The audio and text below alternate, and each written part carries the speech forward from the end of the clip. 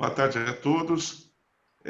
Com enorme alegria que iniciamos aí o segundo dia da nossa Semana de Conscientização do Dia Nacional das Pessoas com Deficiência, organizada com muito carinho por nossa Comissão dos Direitos das Pessoas com Deficiência, presidida pelo amigo advogado, Dr. Marcelo Ataíde Garcia, que está conosco nesta tarde. Hoje iremos receber com muita alegria a doutora Patrícia Helena Massa, ela que irá abordar o tema o direito das pessoas com deficiência, e nós desde já manifestamos a nossa gratidão, doutora Patrícia, por ter se disponibilizado a atender nosso convite e compartilhar conosco aí os seus preciosos conhecimentos relacionados à matéria. Peço desculpas a todos aí pelos probleminhas técnicos que provocaram um atraso no início da palestra, mas tenho certeza que será uma grande tarde de conhecimento. Além disso, eu gostaria de pedir para aqueles que ainda não renomearam seus respectivos dispositivos móveis que o façam e também informem o nome completo e e-mail através do nosso chat, porque através dessas informações estaremos emitindo oportunamente os certificados de participação. Da mesma forma, esclareço que esta palestra está sendo gravada e será disponibilizada futuramente em nosso canal do YouTube e também no Facebook e site institucional. Então, aqueles que não quiserem fazer uso da sua imagem, peço que mantenham os seus dispositivos e vídeos bloqueados, tá? Para quem não sabe, é só apertar aquele botãozinho Stop Vídeo no rodapé do aplicativo. Realizadas essas advertências, eu passo a palavra ao nosso presidente da comissão anfitriã, Dr. Marcelo Ataíde Garcia, que fará, neste momento, a leitura do currículo da nossa palestrante. Boa tarde, presidente Gonçalo. Boa tarde, doutora Patrícia. Boa tarde a todos os presentes. Hoje nós vamos ter a exposição com a doutora Patrícia Helena Massa, procuradora do Estado de São Paulo, atuando na consultoria jurídica da Secretaria dos Direitos das Pessoas com Deficiência, conselheira seccional da OAB São Paulo, mestre e doutora em Direito pela USP, aluna visitante na Universidade de Oxford. Está com a senhora a palavra, doutora. Boa tarde a todos. Gostaria de agradecer ao doutor Gonçalo pela honra de me permitir trazer esse assunto que trouxe tantas transformações nos últimos anos, desde a publicação da edição da Lei Brasileira de Inclusão, também chamada de Estatuto da Pessoa com Deficiência, né? Eu venho, nos últimos anos, trabalhando com o tema, eu sou procuradora do Estado e atuo na consultoria jurídica da Secretaria de Estado da Pessoa com Deficiência. Então, aqui nós temos a oportunidade de trabalhar com os diversos ângulos dessa questão, seja o lado da segurança pública, o lado da educação, da saúde, a parte de habitação, enfim, a transversalidade desse tema nos movimenta a perpassar toda a legislação dessa matéria e, claramente, a questão dos direitos, como implementar, por meio das políticas públicas, os direitos das pessoas com deficiência. Eu gostaria de agradecer também a doutora Morgana, que me fez o convite, agradecer a todos os colegas conselheiros da região da Baixada Santista. E, bem, acho já estamos um pouco adiantados aqui no horário. Eu vou começar a palestra e peço a todos que façam as suas perguntas pelo chat, querendo, sem prejuízo das perguntas que podem ser feitas ao final. Posso começar aqui, Adriana, a compartilhar a tela? Fica à vontade, doutora.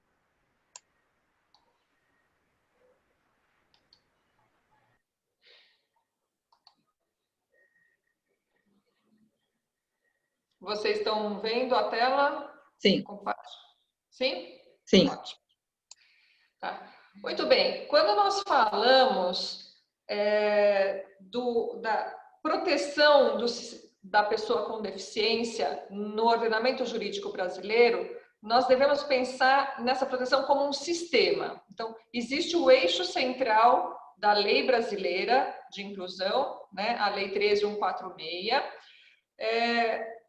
mas a legislação nossa hoje implementada, ela gravita em torno de 4 eixos básicos, né? Primeiro, a Convenção de Nova York, ratificada pelo Decreto Legislativo 186 de 2008 e promulgada pelo Decreto 6949 em 2009, a Convenção de Nova York, ela modificou toda a visão que se tinha até então relacionada aos direitos da pessoa com deficiência, né? Primeiro que nós temos uma questão de nomenclatura, ela inaugura uma mudança de nomenclatura, a gente não fala mais pessoas com necessidades especiais, nem pessoas deficientes, porque o parâmetro trazido pela lei, pela Convenção de Nova York, é um parâmetro de igualdade. A busca da igualdade, o primado da igualdade, sempre centralizado na ideia de que todos os instrumentos jurídicos, toda a atuação da sociedade e do Estado deve estar voltada a reduzir as desigualdades trazidas pelas deficiências, funcionalmente pelas deficiências, né? Já vou explicar um pouco mais essa questão do aspecto funcional da deficiência. Então, nós temos, de um lado, num dos pilares, a Convenção de Nova York, num segundo eixo central, né, bastante importante, a Lei Brasileira de Inclusão, as normas gerais sobre os direitos individuais e sociais da pessoa com deficiência, que é a Lei 7853 de 89, ela teve vários dos seus dispositivos atualizados e reescritos, né, com nova redação pela Lei 13.146, e da mesma forma, com alterações, a Lei 10.098 de 2000, que traça as normas gerais de acessibilidade. Muito bem, eu trouxe, sempre que a gente fala de garantias de direitos, de que forma nós devemos garantir esses direitos, todos nós pensamos no judiciário como caminho central, pela via do Ministério Público ou por meio de advogado, às vezes o juizado, conforme é o caminho, mas muitas das medidas dependem de uma atuação do poder público, seja municipal, seja estadual ou federal. Então, eu trouxe aqui com um holofote especial para a abertura dessa nossa conversa, a colocação da Lei de Improbidade Administrativa, né? O Estatuto da Pessoa com Deficiência, a Lei Brasileira de Inclusão, ela trouxe uma alteração, a meu ver, bastante importante para a Lei 8429, no sentido de prever como ato de improbidade administrativa aquela ação que deixa de cumprir a exigência de requisitos de acessibilidade previstos na legislação. Então, as autoridades incumbidas de dar efetividade às normas de acessibilidade que deixam de dar cumprimento ao seu mistério podem ser responsabilizadas também pela Lei de Improbidade Administrativa. E as consequências disso são bastante significativas e emblemáticas para o gestor público, para aquele que é incumbido de dar a efetividade, né, que assume a responsabilidade de fazer valer direitos e garantias de todos, né? Muito bem. Também dentro desse enfoque de fazer uma pequena inversão, em vez de iniciar pelos direitos, lembrar das responsabilidades, eu gostaria de lembrar que a Lei Brasileira de Inclusão trouxe uma alteração bastante importante à legislação anterior, alçando como crime condutas que até então passavam sem efetividade, né? As pessoas deixavam de ver assegurados os seus direitos, a família, a comunidade, enfim, sem saber por onde buscar. E algumas das situações consideradas mais relevantes pelo legislador foram erguidas a merecedoras da última racha de proteção do nosso ordenamento jurídico, que é a esfera penal, né? Quando nada mais funciona, a gente busca a esfera penal, porque a pena privativa de liberdade, que é o que se comina aqui, realmente vincula, verga aquele que quer tergiversar, aquele que não quer dar cumprimento, que considera um aspecto menor a efetividade de direitos das pessoas com deficiência. Muito bem, então faço essa abertura inicial e a partir daí nós entramos nas considerações sobre os direitos das pessoas com deficiência nos seus vários recortes, né? Criança, idoso, mulheres, enfim. Bom, a punição prevista pela lei, introduzida no artigo 8º da Lei 7853 de 89, é a pena de reclusão, iniciando em 2 anos, indo até 5 anos, com multa para as situações vinculadas à educação, à saúde, a ingresso no mercado de trabalho. Então, vamos lá. Começamos assim com recusar, cobrar valores adicionais, suspender, procrastinar, cancelar, fazer cessar a inscrição de aluno em estabelecimento de ensino de qualquer curso ou grau, público ou privado, em razão de sua deficiência.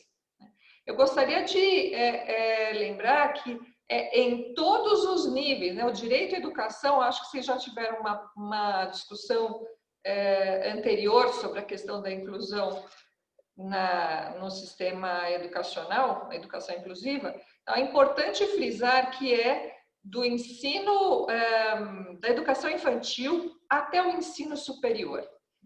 Então, nenhum estabelecimento de ensino pode cobrar valor adicional. Isso nós vemos acontecer e as pessoas ainda não têm consciência de que essa conduta ela é penalmente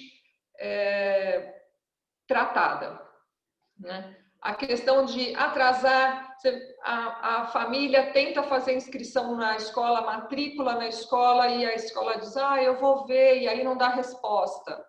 Essa é uma situação que pode merecer essa advertência, essa lembrança de que, olha, bem, essa é uma conduta, se você é isso mesmo que vocês estão pensando, o diretor da escola, o responsável pela escola, o diretor ou a diretora, podem vir a ser penalmente responsabilizados sem prejuízo de outras consequências na esfera administrativa ou de responsabilidade civil, que é a pena de reclusão, né?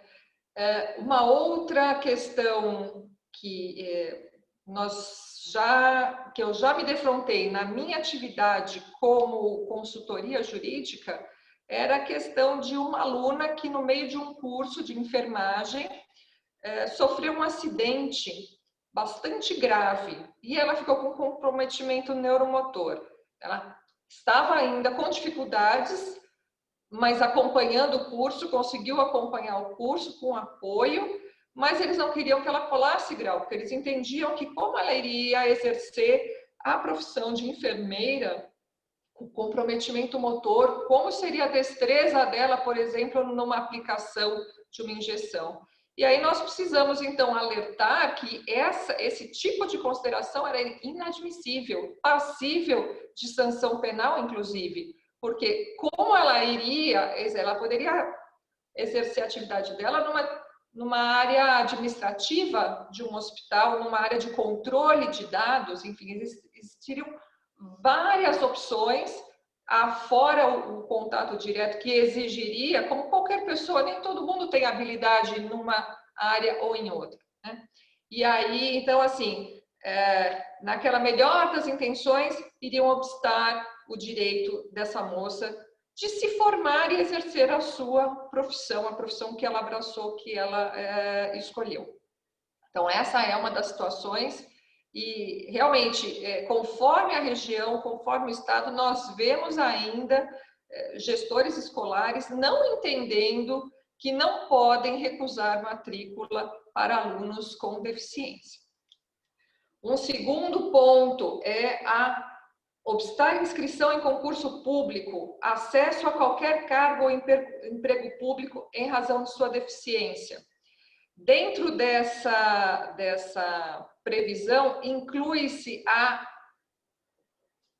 proibição de exigência de aptidão integral, né? Aptidão física integral. Então, não pode haver óbice à inscrição em concurso público, não pode haver óbice a acesso a emprego público em razão da deficiência. O Judiciário tem se posicionado nesse sentido, mas nós ainda não vemos a busca da sanção penal como forma para se coartar, impedir a continuidade desse tipo de prática, né? Mas também na esfera privada, negar ou obstar emprego, trabalho ou promoção à pessoa em razão de sua deficiência, né? Nós vamos ver mais para frente essa questão do trabalho, mas também o empregador privado não pode impedir o acesso e a permanência em seus quadros em razão da deficiência que alguma pessoa possa apresentar. Dentro ainda dessa esfera de sanção penal, eu gostaria de ressaltar na parte de assistência médica a recusa, retardar, dificultar a internação, deixar de prestar assistência médica hospitalar e ambulatorial à pessoa com deficiência. A meu ver, dentro desse inciso, pode ser inserido, além daquilo que decorre da literalidade da lei, a prática de determinados planos de saúde que deliberam restringir acesso à parte de terapias de reabilitação, fisioterapias, enfim, recursos médicos e ambulatoriais a seus beneficiários que tenham algum tipo de deficiência. Ainda a questão de retardar ou negar cumprimento, frustrar a execução de ordem judicial expedida em ação civil vinculada a essa lei. Então, a despeito de uma decisão judicial, a parte retarda, não cumpre, vamos ver. Também a sanção penal, além da multa, pode ser um caminho para constranger aquele desidioso na prática, no cumprimento da decisão judicial.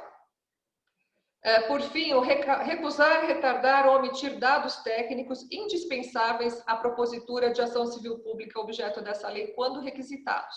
Então, Defensoria Pública, Ministério Público, alguma associação voltada à proteção de direitos de pessoas com deficiência, não pode ser obstada, não pode ter o seu caminho impedido para a propositura de ação civil pública voltada à proteção de direitos de pessoas com deficiência. São muitos os exemplos, a gente pode ir desde um abrigo ou uma entidade, algum espaço voltado ao acolhimento de pessoas com deficiência, enfim, todos os direitos previstos na lei que possam vir a demandar por seu descumprimento ou desídia o caminho da ação civil pública, esse retardar, essa recusa, essa procrastinação podem ensejar o acionamento da via penal. Muito bem. As penas, elas se aumentam de 1/3, se agravam de 1/3, se a pessoa é menor de 18 anos e se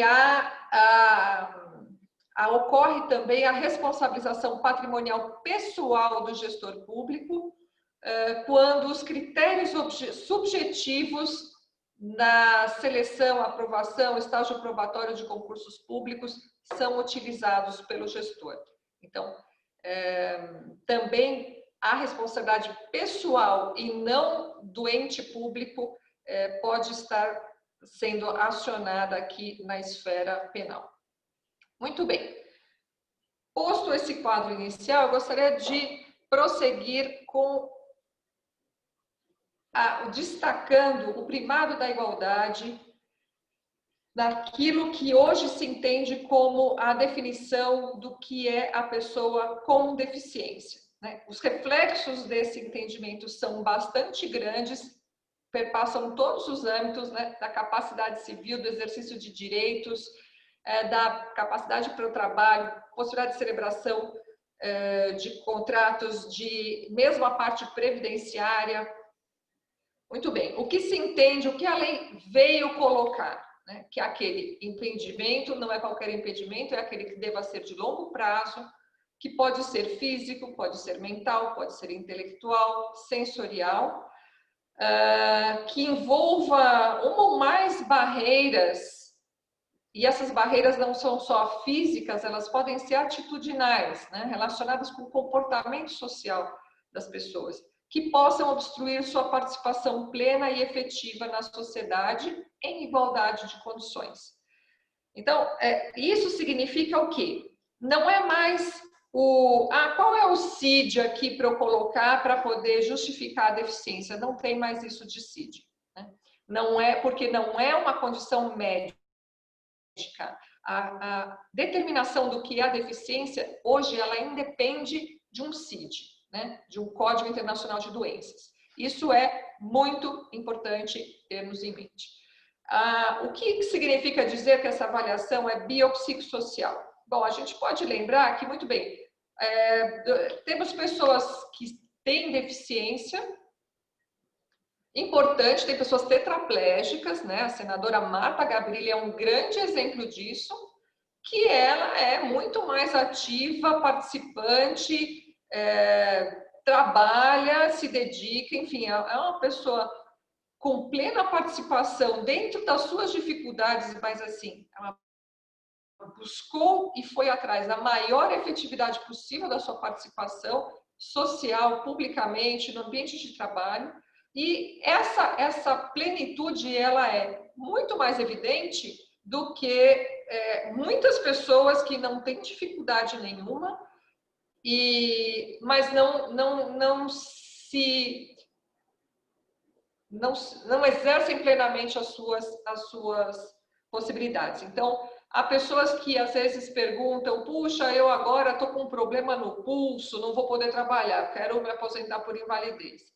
Ou vejam como é hoje a aferição, né? Às vezes você tem a pessoa que ela tem uma dificuldade motora importante, mas ela trabalha num telemarketing com igualdade de condições em relação a outras pessoas.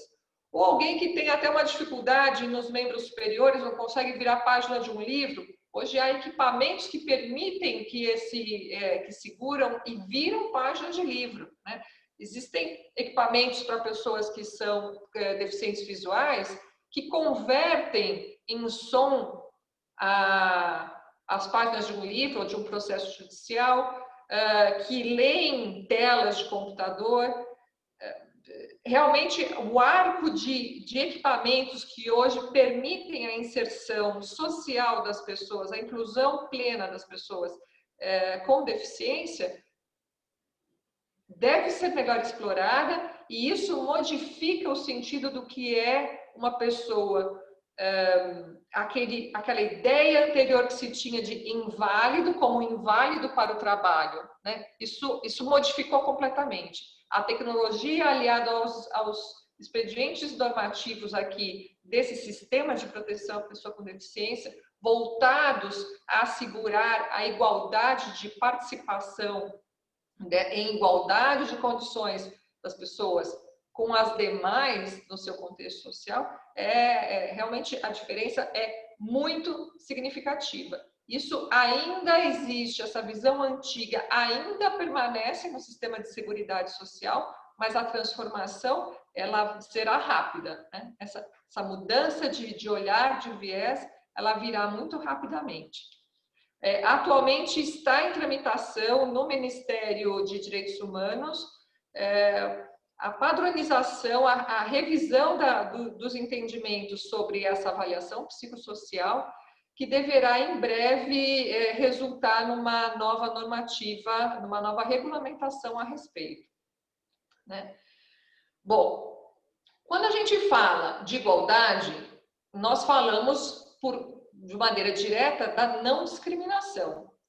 E a legislação, ela detalha e coloca claramente o que é essa não discriminação, né?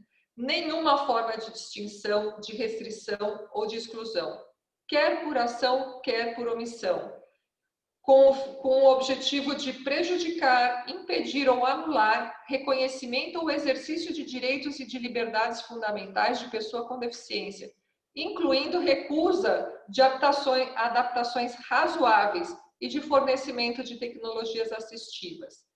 Então, se eu tenho, por exemplo, um sistema de tela, de leitor de tela, esse é uma adaptação razoável. A recusa do fornecimento para que eu possa ter dar um posto de trabalho ou um lugar nos bancos escolares a um aluno que tenha deficiência visual, um teclado que seja adaptado a uma pessoa com baixa visão, que tem um contraste de cor, o leitor de tela, a tela, o programa que coloca contraste de cor numa tela de computador. Isso a gente chama de tecnologias assistivas e esses são recursos que devem ser fornecidos, né? Dentro dessa linha, né, toda a amarração, né, dessa concepção, ela encontra lastro no artigo 3º da Constituição Federal. É no artigo 3º que traz os objetivos fundamentais da República Federativa do Brasil, que nós vamos encontrar ali como um dos objetivos fundamentais, a promoção do bem de todos, sem preconceitos de origem, raça, sexo, cor, idade e quaisquer outras formas de discriminação, aonde se encontra, portanto, a questão da deficiência. Essas são, portanto, obrigações que não são apenas do Estado, mas são do Estado e de toda a sociedade, né? Então, sob essa lente, sob esse olhar, todo o sistema, toda a implementação de direitos, ela deve... a interpretação se passa por esse olhar, né? Dentro, portanto, da proteção, das medidas de proteção às pessoas com deficiência, nós também temos outras camadas de proteção àqueles grupos que são mais vulneráveis. Então, no conjunto das pessoas com deficiência, as crianças, os idosos, as mulheres com deficiência devem merecer atenção prioritária.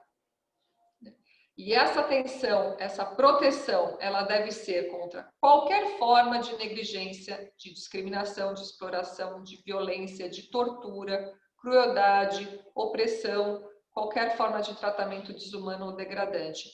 Repito, é Estado, sociedade e família também, os núcleos familiares também. Alguns problemas nós encontramos pela dificuldade do núcleo familiar perceber e agir para a inserção adequada do seu ente, enfim, da pessoa que integra a família, seja criança, seja idoso, nesse sistema de direitos, né? Assegurar direitos, né? Nós ainda encontramos famílias, e se tiver alguém aqui da assistência social, com certeza vai ter passado por alguma situação como essa, de famílias que têm dificuldade de, às vezes, aceitar a deficiência de um filho ou de um ascendente e buscar os caminhos de saúde, buscar a inclusão no ambiente escolar, não chega a perceber todo o mecanismo de reabilitação que pode resgatar a dignidade dessa pessoa, né? Eu trouxe aqui um exemplo com relação aos especialmente vulneráveis, por conta de medidas que a gente vê relacionadas à defesa civil. Existe um protocolo nacional de defesa civil em que consta ali claramente que as pessoas com deficiência devem ter prioridade na retirada. Deslizamentos em decorrência de enchentes. Aqui entre nós, né, principalmente em região de Serra do Mar, são grandes os problemas relacionados a deslizamentos. Então, desocupações involuntárias, desocupação em caso de desastres ecológicos, se recomenda que haja um mapeamento prévio de onde, das casas aonde existem pessoas com deficiência morando, para que elas recebam atendimento prioritário no caso de necessidade. Esse atendimento a essas particularidades, desculpem, relacionadas à maior vulnerabilidade, nós podemos mencionar um programa recente que está sendo ampliado aqui no estado de São Paulo, que é o atendimento à mulher vítima de violência com deficiência. A mulher com deficiência vítima de violência, ela tem maior dificuldade de chegar às delegacias, maior dificuldade de traduzir a sua necessidade e, o que é muito grave, maior dependência econômica, física e social em relação, muitas vezes, àquele agente agressor. Então, a percepção dessa realidade demanda do Estado e demanda da sociedade um olhar diferenciado na implementação das políticas públicas. Teriam outros exemplos, mas, enfim, eu gostaria de centralizar, trago esses como referência inicial. Bom, dentro disso, eu gostaria de lembrar, né, desses direitos que a gente vê também relacionados, por exemplo, nas questões de criança e adolescente, mas na pessoa com deficiência nós ainda temos alguns tabus que a lei, apesar de ser de 2015, ainda não conseguiu dissolver, né? Então, dentro dos direitos à vida, saúde, nós temos a questão do direito à sexualidade, o direito à paternidade e à maternidade, a alimentação, a habitação. Aí entra acessibilidade, entra a cultura, entra a informação, entra direito de acesso aos avanços científicos e tecnológicos, né? O direito ao respeito, o direito à convivência familiar e comunitária, né? Nós temos a questão das residências inclusivas como um braço do direito à habitação. Nós temos a questão de... Bom, essa é a parte de maternidade, de paternidade, dos direitos reprodutivos, dos direitos sexuais, eles estão aqui basicamente relacionados à capacidade civil plena. Então, quem atua na área de direito de família tem se defrontado com a mudança de 180 graus, né, diametralmente oposta ao que antes previa a nossa legislação frente ao termo de consentimento apoiado, ao que o que se entende pela interdição, dos limites novos que essa legislação trouxe à interdição. Mas o que a lei traz e nos coloca, a capacidade civil da pessoa com deficiência, ela é plena. Não, o ter a deficiência, então, assim, a premissa, o ponto de partida é a capacidade plena. A redução dessa capacidade, ela deve ser cuidadosamente avaliada e restringida nos estritos limites necessários, né? Tanto quanto possível, essa pessoa deve participar da definição dos seus destinos, deve poder exercer as suas escolhas, inclusive na questão dos tratamentos de saúde, enfim, nas consequências de se adotar um ou outro tratamento médico, né? Mas, então, e aí sim nós entramos em alguns aspectos que até não muito tempo atrás, né, constituíam tabus, constituíam entendimento, até com laço na legislação anterior civil, de restrição desses direitos.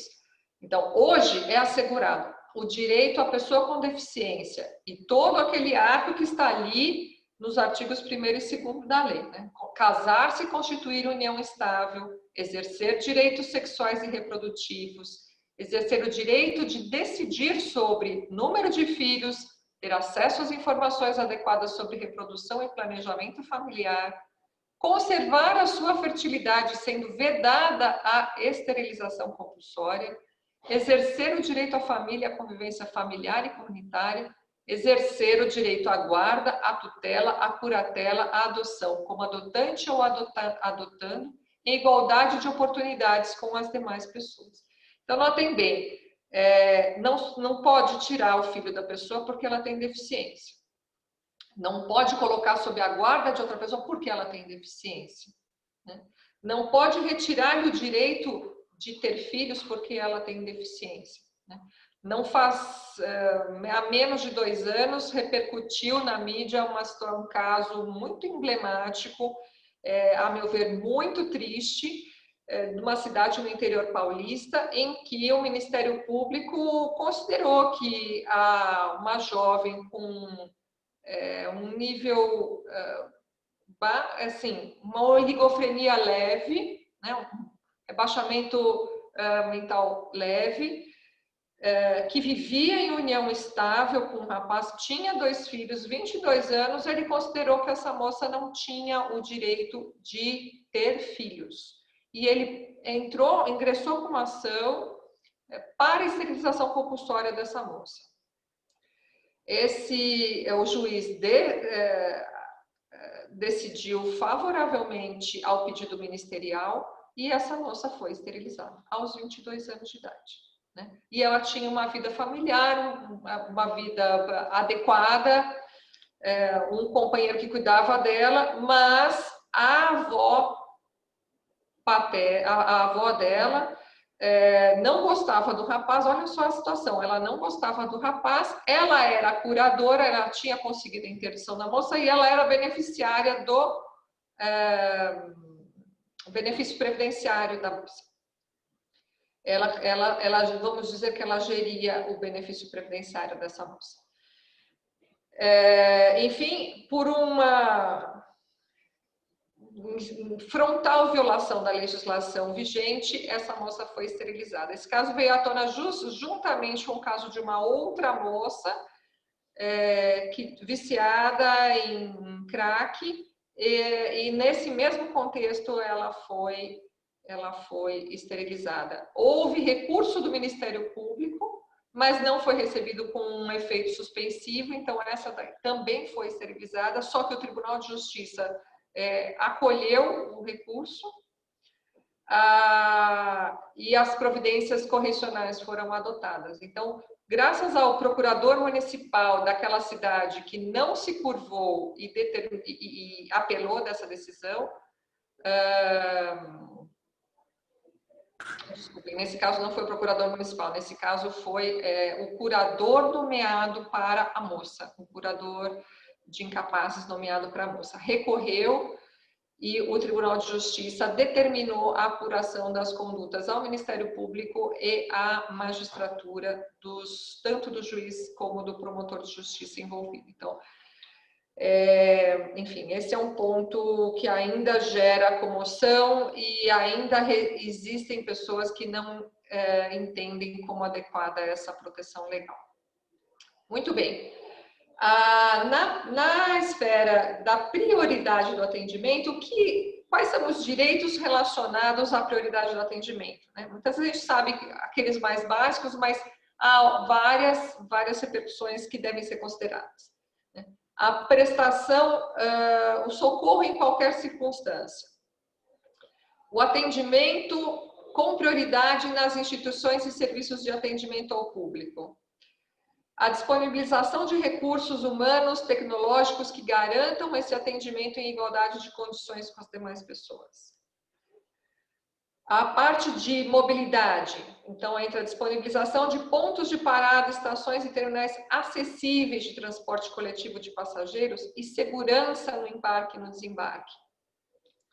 O acesso às informações e disponibilização de recursos de comunicação acessíveis, e aí isso entra também a questão de dados bancários, acesso a extratos bancários acessíveis, todo o arco de informações que a pessoa precise para a sua vida na sociedade atual, né?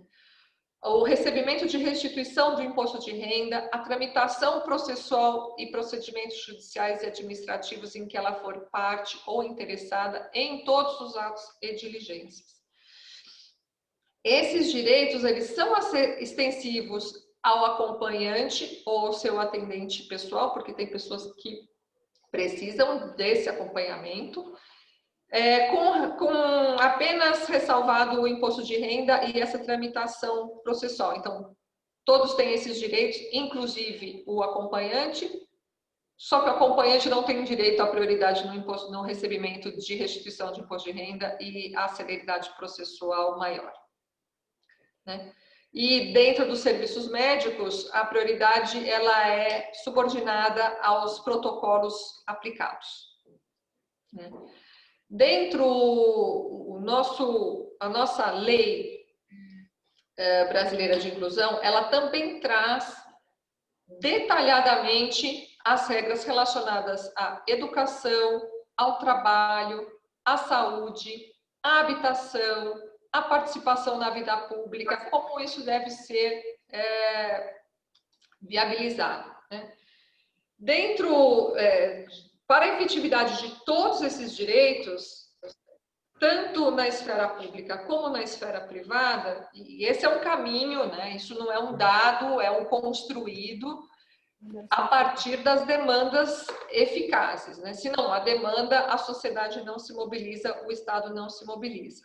Então, dentro disso, o acesso aos sistemas de Libras, de audiodescrição, ao Braille, né? Seja para as pessoas com deficiência auditiva, ou seja para as pessoas com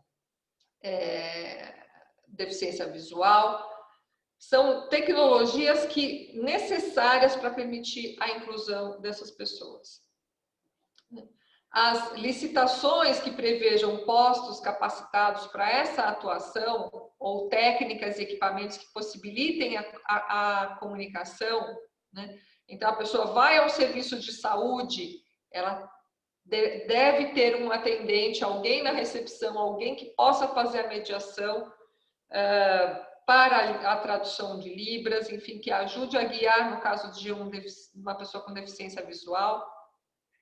Isso nós ainda não vemos, né? Nós ainda não vemos serviços de recepção habilitados com Libras, com conhecimento de Libras. São pouquíssimos os lugares públicos ou privados em que isso acontece. Poupa Tempo tem isso, tem as pessoas habilitadas em Libras para atendimento, mas serviços públicos de saúde, serviços de educação ainda tem isso de uma forma muito incipiente. Eu devo mencionar para vocês uma experiência há pouco tempo, há menos de 5 anos, um caso que nós também fomos solicitados a atuar, né, como consultoria jurídica, como um pedido de ajuda à secretaria aqui da pessoa com deficiência, em que se encontrava preso um rapaz que não conseguia se comunicar, ninguém entendia ele, o próprio defensor nomeado chegou a pedir incidente de insanidade mental para ele e ele era apenas um deficiente auditivo,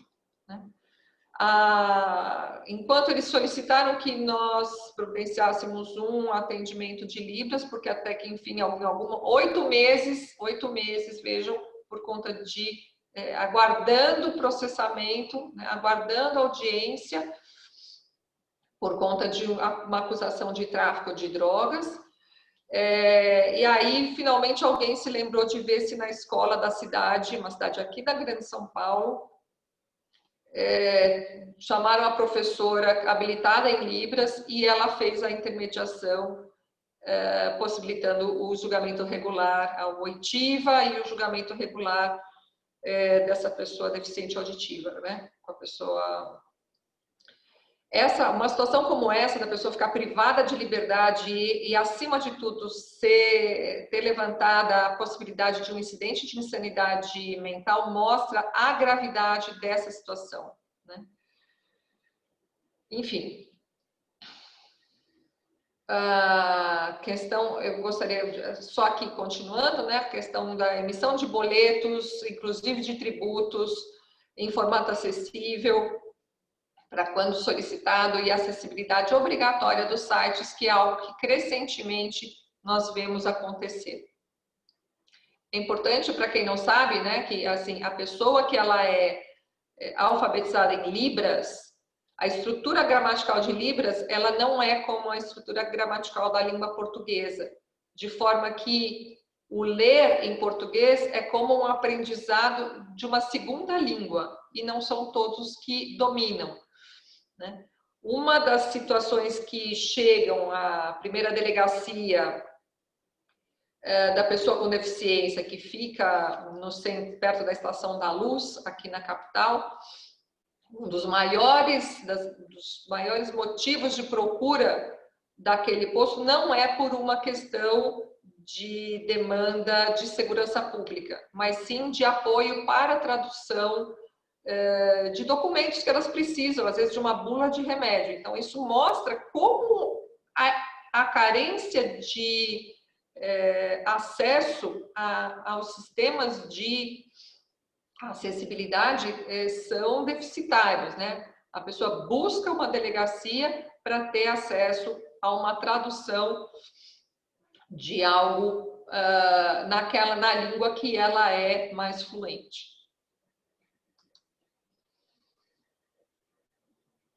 Deixa eu só... muito bem. Dentro daquilo, eu escolhi dentro dos vários temas que a lei contempla, até para a gente racionalizar o tempo e poder prosseguir depois na nossa conversa, o tema do direito ao trabalho, né? Nós ainda vemos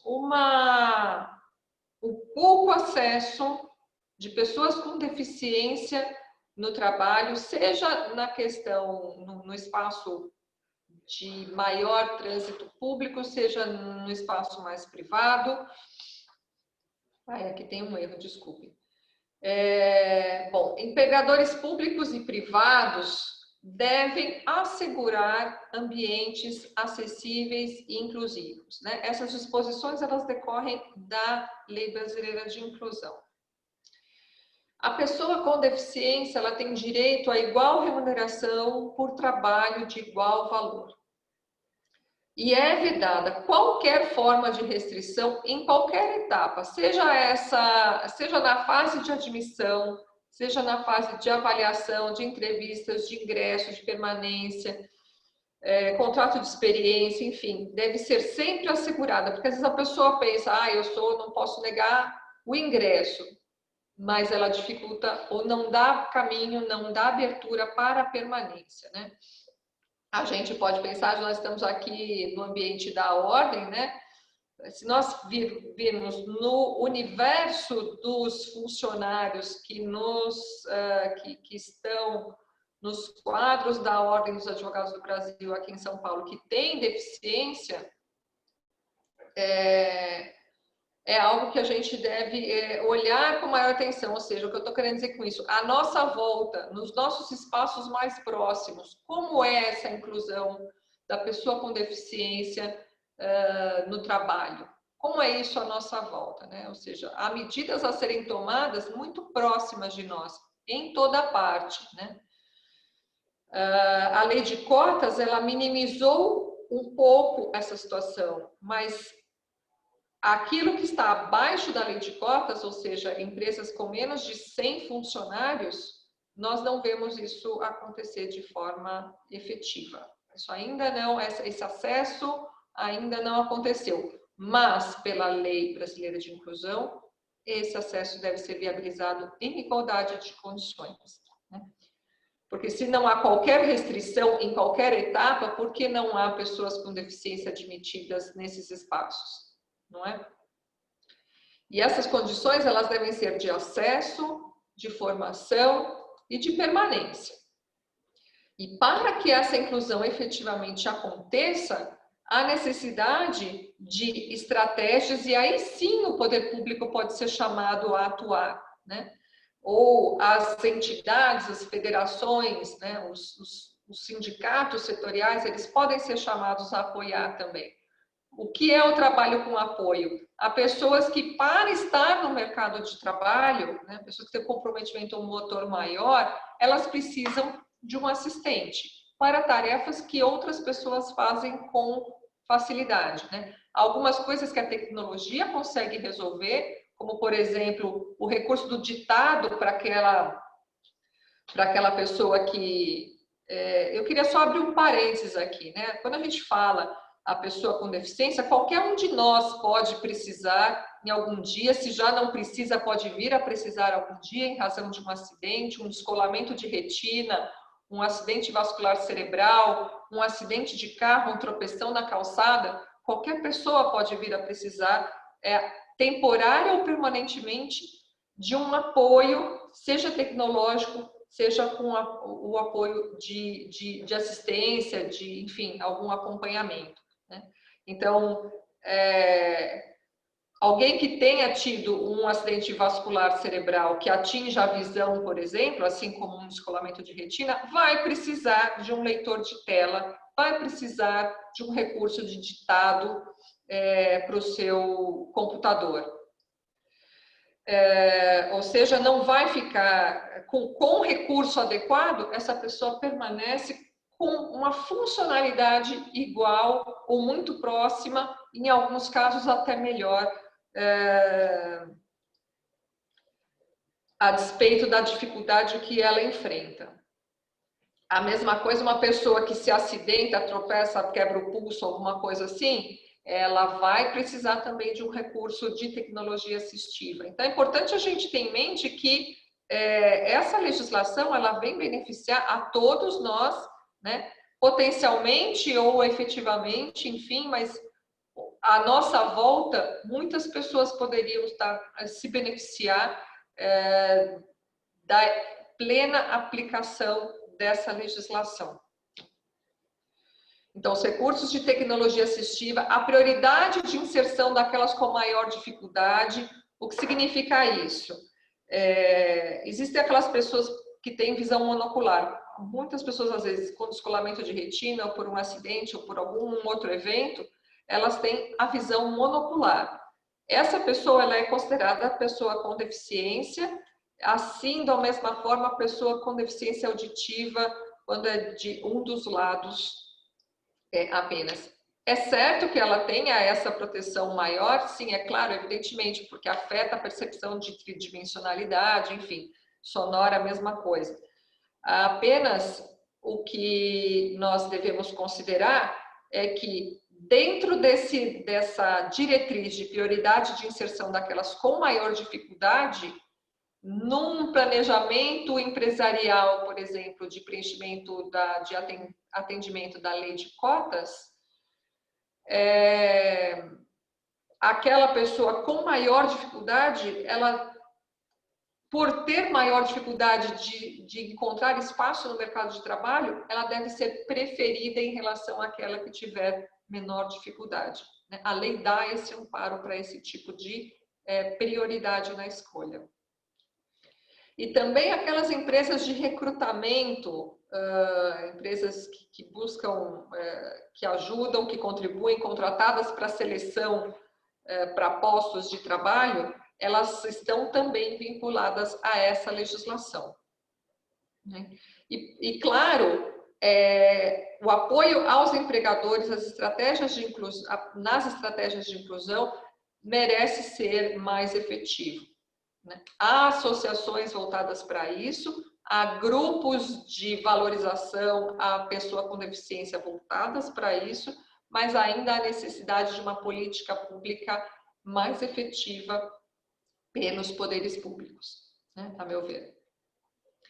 E já finalizando, eu gostaria de colocar um aspecto que muitas vezes passa despercebido, que é a questão das edificações públicas, porque não é possível falar em acessibilidade física sem considerar as obras, o acesso aos espaços públicos, aos edifícios, e entram também os edifícios multifamiliares, né? Então, aqui eu trouxe uma parte de uma disposição da Lei Brasileira de Inclusão que prevê claramente que construção, reforma, ampliação ou mudança de uso de edificações abertas ao público, de uso público ou privadas de uso coletivo, deverão ser executadas de modo a serem acessíveis. Então, fez uma reforma, essa reforma deve tornar aquele espaço acessível. Aquele espaço que não era acessível, ele deve ser tornado acessível, né?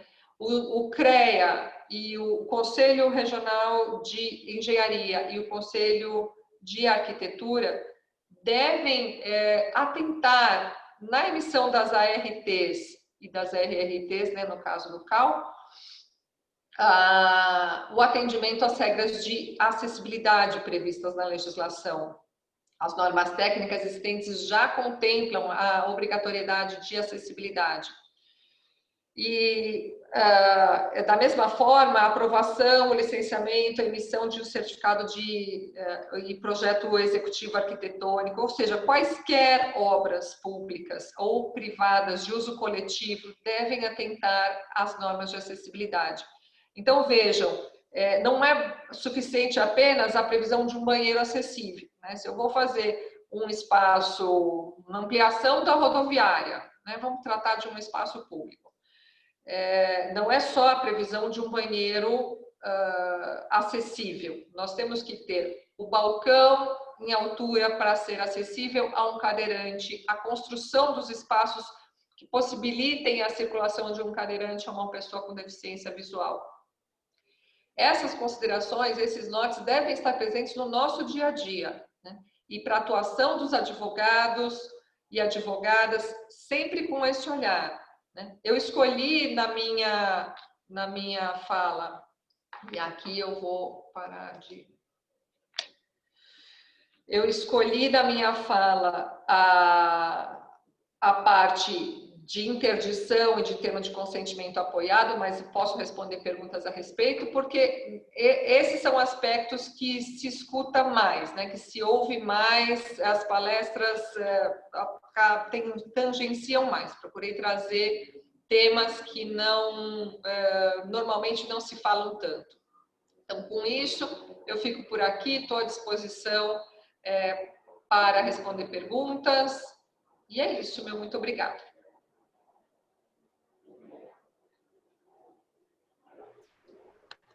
Muito obrigado, doutora Patrícia. A sua palestra realmente foi extremamente esclarecedora. Eu gostaria de compartilhar com a senhora uma particularidade aqui da nossa região. Na cidade de Santos, respeito ao que determina o artigo 62 da LBI, a prefeitura estabeleceu uma legislação complementar obrigando os bancos a fornecerem boletos, extratos e qualquer documento bancário, quando exigido, em braille, né? Sim. E estabeleceu uma multa de R$5.000 pelo descumprimento.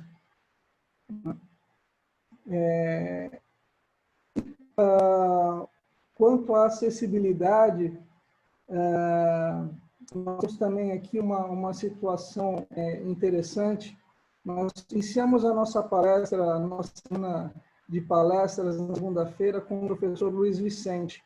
Tá. E alguns anos atrás ele realizou uma palestra para a OAB e como a demanda era grande de inscritos, nos foi cedido o uso do plenário da Câmara dos Vereadores, né? Nós tivemos um público de 320 pessoas aproximadamente. Uau, que legal! E o palestrante, no curso de sua palestra, ele observou que o plenário não tinha acessibilidade, né?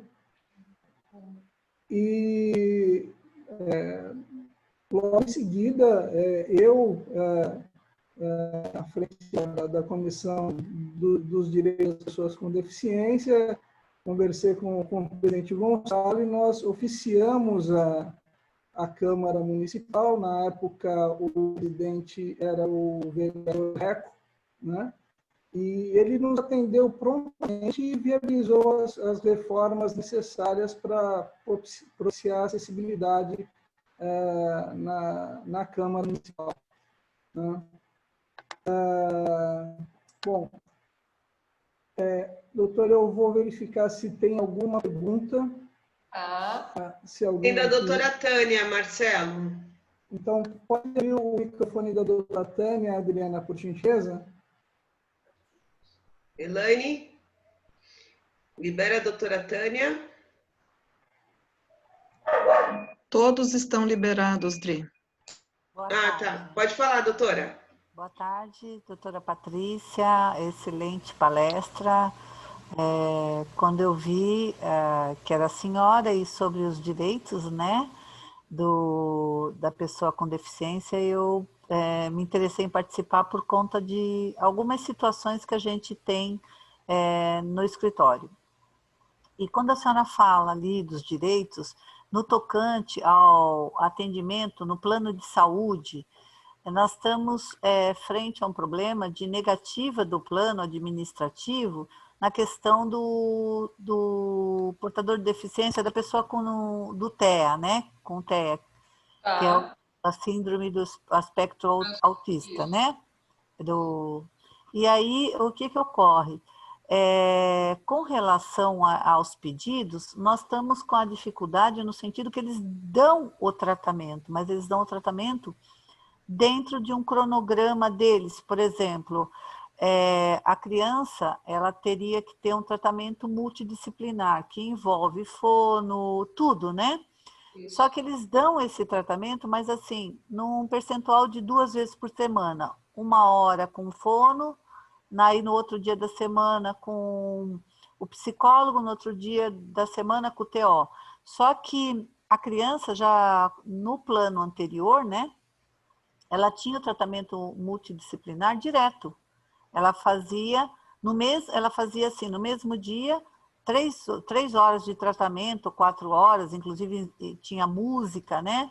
A criança teve um desenvolvimento, aprendeu a ler, aprendeu a falar melhor, teve o desenvolvimento da classe 1 e já estava na metade da classe 2 desse desenvolvimento. E o que ocorreu? E o médico recomendou que o tratamento fosse pelo ABA. E o plano de saúde não fornece, não dá o tratamento pelo ABA. E isso é uma das necessidades que a gente está discutindo, a questão disso, do direito dela ao tratamento multidisciplinar, porque é o único que está dando resultado, o outro não dá resultado, porque ela já tinha feito anteriormente e não tinha desenvolvido. A criança não falava, não conseguia frequentar a escola, e depois que ela entrou pelo método ABA, ela conseguiu ter esse desenvolvimento da primeira classe, que ela já conseguiu começar a ler algumas palavras, conseguiu ter a fixação do olhar mais facilmente, né? A agressividade foi diminuída, então isso daí. E eu queria saber o que a gente pode pesquisar de mais direitos para poder conseguir que a criança tenha esse acesso. Bom, pela legislação de saúde suplementar, a senhora chegou a olhar essa parte porque eles não podem interferir na indicação médica. Então, mas não então, aceita. Se é um relatório médico, bom, então primeiro, né, a legislação, a pessoa do transtorno do espectro autista, ela é considerada pessoa com deficiência por definição legal, né? Então esse é o ponto 1. Ponto 2, e aí entramos na legislação de saúde, né? Pela legislação de saúde, pelas normativas lá da Anvisa, a ANS, desculpe. A ANS tem uma quantidade de sessões. Eles têm ali, deixa eu lembrar o nome que tem isso. Quando eles não têm o serviço disponível, eles são obrigados a fornecer esse serviço na rede privada, a custear esse serviço. Eles têm um nome para isso, que é alguma coisa como continuidade de atendimento. Tá. Depois, até, se a senhora quiser, eu posso rever nos meus registros, porque eu já passei por isso de precisar lembrá-los que o plano de saúde, de que eles não poderiam interferir na prescrição médica e eles não poderiam interferir na quantidade de sessões. Isso, Não é nesse aquela ponto. sessão de fisioterapia da pessoa que arrebentou o joelho no futebol, e aí é 10 sessões, conforme for mais 10. Não, é um atendimento contínuo, doença crônica, e no enfoque de ser pessoa com deficiência, essa restrição de atendimento, essa negativa de atendimento, ela pode ser penalmente enquadrada, a meu ver. Ai, se a senhora puder me fornecer mais subsídio, ou aonde eu encontro, me dizer, eu peguei a lei que a senhora agora falou, da responsabilidade, né? Tá. A senhora fica na Praia Grande também, não? Isso, na Praia Grande. Tá. A Adriana ou a doutora Morgana, elas podem passar o meu contato. Pra gente, eu passo isso para você, que eu não tenho aqui nesse momento, de cor, porque tem os números ali daquelas resoluções ali da ANS. Tá. Que é um alinhavado daquilo junto com esses direitos assegurados na LBI. Tá. Eles não podem restringir esse acesso, eles não podem ditar qual será o tratamento que a pessoa precisa ter. Isso dá para fazer pelo próprio ouvidoria deles. Não resolveu, é judicialmente. Porque nós já fizemos a primeira fase normalmente por e-mail, né? Solicitando, a mãe foi lá e teve a negativa, e fizemos por e-mail depois, aí fizemos a notificação e a reclamação na ouvidoria. Aí foi quando eles disponibilizaram. E agora eles mandaram um e-mail, depois da notificação extrajudicial, dizendo assim, eles liberam 3 sessões por semana. Uma em diversos contraturnos, uma de 1 hora a tal horário, às 7 da Não, manhã. eles não podem fazer isso. Então, inclusive que se tiver uma clínica que a criança já vinha sendo atendida com sucesso, ainda que fora da rede, porque eles não têm como prover esse atendimento, eles não podem interferir. Inclusive porque eles não podem interferir na realidade da criança, na sua vida, nos outros direitos que ela tem, né? Então, na dimensão educacional, enfim.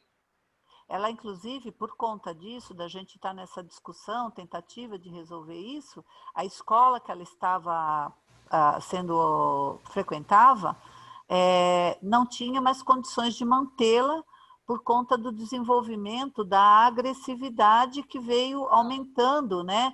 Da questão da dificuldade, depois que ela parou o tratamento. Relatório. Deram. A escola deu relatório. Porque isso relatório. no judiciário é capaz de dar certo, de conseguir. Tá. Então, juntando esses relatórios, juntando o prejuízo para a criança, nossa, isso aí, inclusive, tá sendo enorme. Ressarcimento aí com a questão de responsabilização. Tá. Eu vejo isso bem viável. Tá bom. Agradeço e eu vou pedir para a Adriana para me passar o seu contato e eu passo a solicitação e agradeço que a senhora puder me auxiliar, porque realmente a efetividade dos direitos deles, aí a gente fica feliz. Junto na colaboração aí. Muito obrigada, viu? Gostei da palestra.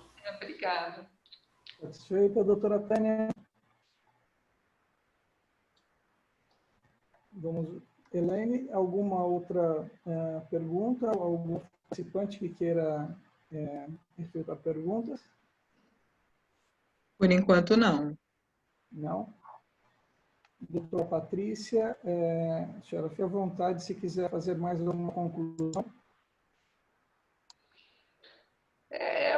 Eu acho que um dos temas que me chama muita atenção, e isso valeria uma ampla discussão, é na questão, eu entendo que as pessoas que passaram por interdição até o advento da lei merecem ter essas interdições revistas e readequadas dentro do que os patamares, os parâmetros da legislação atual coloca, né?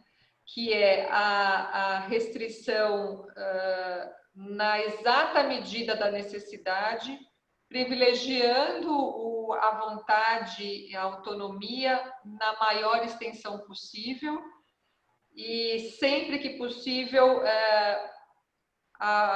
ter a figura, ter o termo de consentimento apoiado, com a pessoa indicando quem vai apoiá-la, porque uma coisa, né, muitas vezes as pessoas acham que isso não é necessário, porque é meu filho, eu sou a mãe, imagina e tal, mas essa pessoa pode um dia não estar presente, e às vezes de um dia para o outro, né? A gente nunca sabe qual é o dia de amanhã, e aí vai para a mão de uma outra pessoa que pode não se importar com a real necessidade dessa pessoa, né?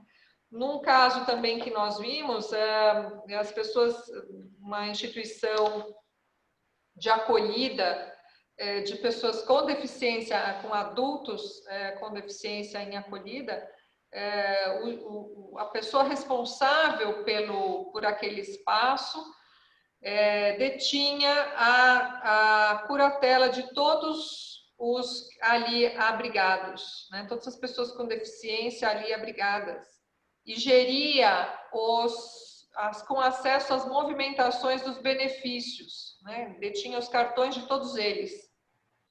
E a legislação, ela limita, existe um entendimento de quanto é que pode uma instituição como dessa espécie de acolhimento, limita quanto de dinheiro ela pode reter como custeio dessa permanência e quanto ela deve liberar de acesso para a pessoa, né? Quanto isso pode ficar.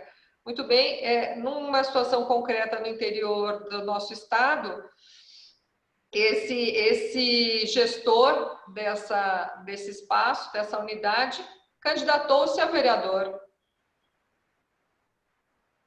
E continuava curador e continuava administrando esses cartões de benefício previdenciário.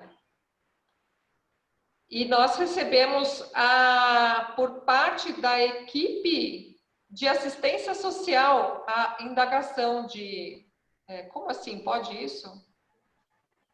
Né? Então, assim, são reflexos do que é uma interdição completa. Né? Às vezes a pessoa ela tem uma dificuldade, mas ela tem condição de exercer algum tipo de trabalho com menor complexidade. Existem hoje muitas possibilidades de atuação, né? Existem esses mecanismos de inserção diferenciada no mercado de trabalho, né? Justamente para incentivar a maior autonomia, né? Uma consciência de quem ela é dentro do espaço social. Então, essa é uma consideração que eu reputo bastante, muito importante. Né? Libertar, dar mais autonomia dentro do que é possível, mas com aquele olhar da possibilidade e não da restrição às pessoas com deficiência. Né? Rever as interdições. Sem dúvida, há que se explorar as habilidades, né? E não só evidenciar as dificuldades, né? Tem uma indagação aqui da Ana Lúcia Dias. Ela gostaria que a doutora Patrícia falasse sobre diversidade, incluindo a pauta da pessoa com deficiência no trabalho. É bastante oportuna. Eu falei um pouco sobre isso, mas eu estou longe de esgotar o tema, né? Existe a necessidade de um maior envolvimento das federações de indústria, de comércio, do setor de serviços, para que os setores produtivos promovam a inclusão mais clara e com suporte, com controle, com acompanhamento da evolução dessa inserção, com a preparação das pessoas, né, dos colegas nesse ambiente de trabalho, para lidar com aquele colega que tem alguma deficiência com a maior naturalidade possível, né? Entender quais são aquelas dificuldades para poder ajudar e ouvir e permitir essa inclusão efetiva no mercado de trabalho, né? No ambiente de trabalho. Como eu disse, a lei de cotas ela fez uma diferença muito significativa, né, ao prever que números, a partir do número de funcionários da empresa, um número determinado de funcionários com deficiência. Existe hoje instituições que preparam para esse ingresso, mas não há um acompanhamento, não há são pouquíssimas entidades que preparam as empresas para receber adequadamente esses funcionários, né? Eu tenho conhecimento que na esfera pública, a Defensoria Pública tem um programa bem efetivo, né? A partir já da aprovação, da perspectiva de aprovação de uma pessoa com deficiência num concurso público para servidores ou para defensores, eles já se mobilizam para adequar todo o espaço em que essa pessoa vai trabalhar, né? Apoiar naquilo que é necessário. Mas esse ingresso do concurso público é um ingresso em que, até determinada fase, né, ninguém sabe quem é aquele candidato, porque a prova não é assinada, a prova não é identificada, né? Lá na leitura, e aí sem os olhos, né, é uma leitura vendada, né, das provas, aquele que tem deficiência, aí sim, na colocação final, é que se vai saber e se enxertar ali na lista os candidatos com deficiência junto com os demais candidatos conforme a posição, o número de vagas. Mas até aí, então, assim, essa igualdade, né, não saber quem é o candidato permite o ingresso mais efetivo da pessoa com deficiência nesse mercado, né? Resguardada, assegurada as cotas, né, de ingresso, que também na área pública nós temos isso. Mas na área privada, que é onde é a grande maioria, né, das parcelas, das posições de trabalho, nos vários graus de complexidade, de áreas técnicas ou áreas mais complexas, né, que exigem um trabalho mais intensivo, mas é importante a gente lembrar, né, hoje a Prefeitura de São Paulo, ela tem como secretário da pessoa com deficiência, Dr. Cid Torquato, que é uma pessoa que se acidentou, né, já formado, já no mercado de trabalho como advogado, teve um acidente muito difícil e exerce com uma qualidade ímpar a implementação de políticas inovadoras na área da pessoa com deficiência no município de São Paulo, né? O anterior secretário secretário nacional dos direitos da pessoa com deficiência, que veio do segmento de metroviários, né, ele vem desse segmento, também pessoa tetraplégico, que é uma cabeça única na implantação das políticas de inclusão para as pessoas com deficiência, né? O presidente do Centro Paralímpico Brasileiro, Dr. Misael, ele é advogado e é atleta, também exerce com uma capacidade única e admirável, um orçamento muito significativo para permitir o esporte de alto rendimento, esporte paralímpico de alto rendimento, e aqui em São Paulo, particularmente, desenvolvendo também a inserção a possibilidade de formação de crianças, né? Ele permitiu alinhar os jogos escolares e os jogos paraescolares para a identificação de novos talentos e formação voltado ao esporte paralímpico.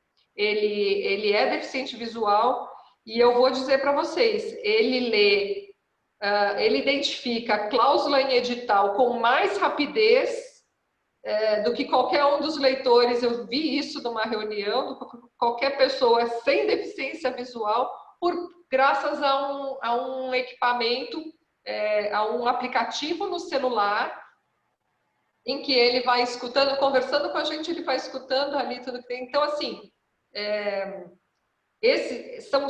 são exemplos como esse que mostram que não pode ter barreiras de acesso, né? Que o mercado de trabalho ele tem que ser liberado para esse acesso, né? Hoje a gente vê uma discussão franca, necessária e em franca expansão de inclusão de mulheres e de negros no mercado de trabalho de uma forma mais efetiva. As batalhas são longas, né? Existe a diferença de remuneração, mas quando se fala de política de diversidade, ainda não entrou na pauta a inclusão da pessoa com deficiência.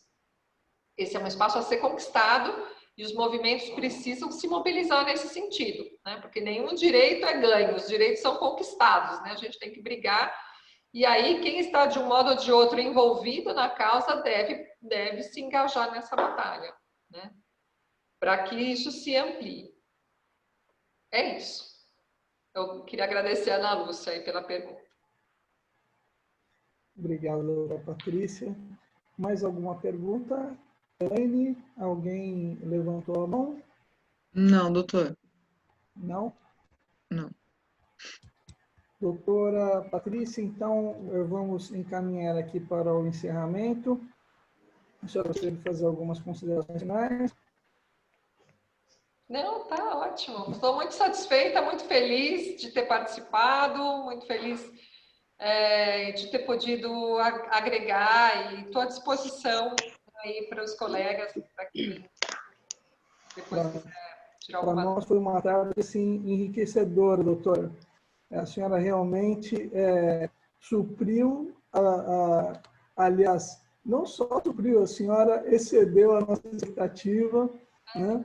A sua palestra foi uma palestra brilhante, foi uma tarde extremamente agradável e todos aqui, com certeza, saíram mais conhecedores da matéria, né? Eu vou passar aqui a palavra para a doutora Paula Catelani, que está apresentando a doutora Morgana, que não pôde estar presente em virtude de uma cirurgia que ela se submeteu, que, aliás, a doutora Morgana, para quem não sabe, é minha esposa. Que ótimo! E é vice-presidente da Comissão dos Direitos das Pessoas com Deficiência e a quem eu faço um agradecimento especial, porque planejou essa semana aqui com muito carinho e muita dedicação, né? E eu vou passar, então, a palavra para a doutora Paula Catelani. Com a palavra, doutora Paula.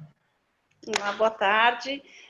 Eu gostaria, sim, já de início, falar o quanto eu, sim, estou me sentindo enriquecida com uma palestra tão brilhante, como o doutor Marcelo disse. Realmente, hoje, não tem como falar que sai da mesma forma. Saio diferente, saio mais enriquecida. Agradeço de uma forma muito especial a doutora Patrícia. Mas quero também cumprimentar, apesar de não estar presente, mas agradecer ao nosso querido doutor Gonçalo, presidente da nossa subseção, que sempre com tanta maestria também nos garante essas oportunidades, né, de enriquecimento do nosso conhecimento. Quero também agradecer e cumprimentar o nosso presidente da Comissão dos Direitos das Pessoas com Deficiência, o doutor Marcelo, a quem com muito carinho eu sempre brinco e chamo de marido da doutora Morgana, né, que temos aí esse carinho especial entre todos nós da nossa comissão. Agradecer também os presidentes de todas as comissões, que de forma colaborativa divulgam, né, propagam aí essas nossas palestras para poder alcançar a maior quantidade possível dos nossos colegas e estudantes da área do direito. Agradecer, como sempre, as nossas colaboradoras da subseção, que hoje, aí, de uma maneira especial, eu dependi delas 100%, que de início tive esse problema técnico, não conseguia áudio, depois eu conseguia vídeo, mas no final deu tudo certo, sempre graças às colaboradoras que me ajudam aqui, dão suporte. Agradecer, obviamente, a todos os presentes também, né, estão nos assistindo.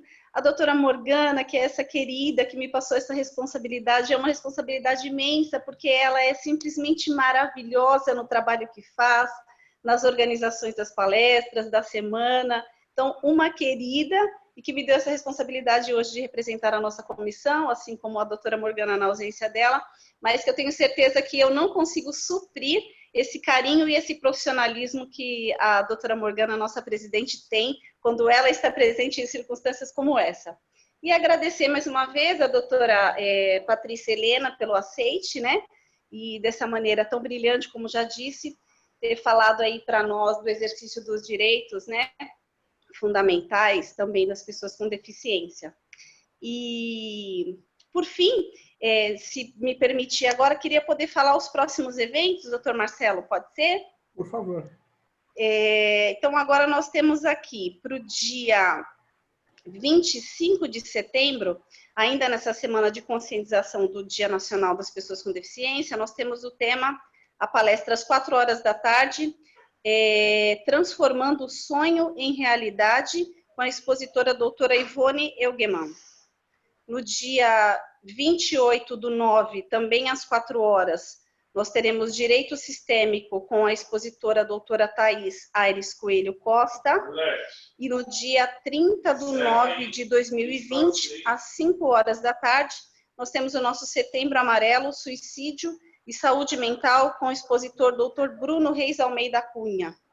E é isso, contamos com a presença de todos, agradeço de todo o meu coração por poder participar, como sempre, junto com os nobres colegas de uma tarde tão maravilhosa como essa. Doutora Paula, a senhora tem aí, eu acho que mais um recadinho aí, que são as campanhas, né? As campanhas, verdade. De outubro, nós temos a campanha Doce Criança, até o dia 7/10, com arrecadações, né, de diversas coisas, e também a nossa campanha Lacre Solidário. Ok, doutora Paula, muito obrigado. Tenho certeza de que representou muito bem a comissão e está à altura da missão que lhe foi dada. Muito obrigada, doutor. Bom, eu gostaria mais uma vez de agradecer o seu aceite. Doutora Patrícia, como eu disse, foi uma tarde formidável, enriquecedora. Abordamos aqui assuntos de extrema importância. A OAB aqui de Praia Grande, desde o início da gestão do Dr. Gonçalo, sempre primou em trazer a conscientização não só para os advogados, mas como para a sociedade de uma forma geral. A nossa Casa da Advocacia, como o nome diz, é a Casa da Advocacia e da Cidadania, e aqui em Praia Grande ela faz jus às duas obrigações. É a Casa da Advocacia e a Casa da Cidadania, porque aqui nós implementamos inúmeras ações voltadas à sociedade de Praia Grande. E a senhora pode ter certeza que contribuiu muito para a conscientização não só dos colegas advogados, mas de todos os interessados que acessaram aqui a sua palestra. Foi uma palestra brilhante, a senhora teve uma fala formidável, de transmitir com toda a qualidade e com toda a sua didática as questões que abordou. Mais uma vez, muito obrigado. Espero poder recebê-la de forma presencial num futuro breve aqui na nossa comarca, né? E me despeço agradecendo a todos os participantes, aos colegas presidentes de comissão que prestigiaram o evento, aos membros de comissões, enfim, a todos os espectadores e a todos os colaboradores da OAB, a Elaine, a Adriana, a Isis, que estiveram no suporte para todos nós. Mais uma vez, muito obrigado, doutora Patrícia. Um bom final para a senhora. Aliás, já é boa noite, né? Falta um pouquinho. Falta um pouquinho ainda, né? Nossa, muito obrigada. Gostei muito de estar com vocês. Muito obrigada. Obrigada, doutora. Gratidão. Muito honrada pelo convite. Obrigada, gente. E melhoras para a doutora Morgana. Muito obrigado. Elaine, pode encerrar a gravação.